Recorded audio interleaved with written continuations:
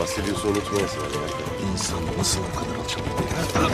Ulan ne diyorsam onu yap komutan! Buna nasıl izin versin? Anlaştık o zaman. Anlaşmadık. Düşüneceğim. Onlarını şaşırmazlarsa Yerlerde sürünecek. düşmanlara aman vermez. बिस्मिल्लाहिर्रहमानिर्रहीम। अस्सलाम वालेकुम नाज़रीन।